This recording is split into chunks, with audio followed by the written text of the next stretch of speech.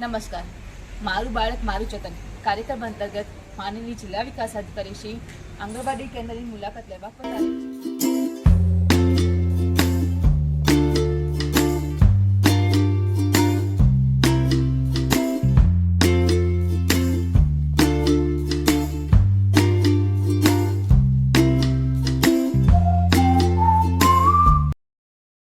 માનનીય જિલ્લા વિકાસ અધિકારી શ્રી પોતાના હાથથી બાળકોને ખવડાવે છે।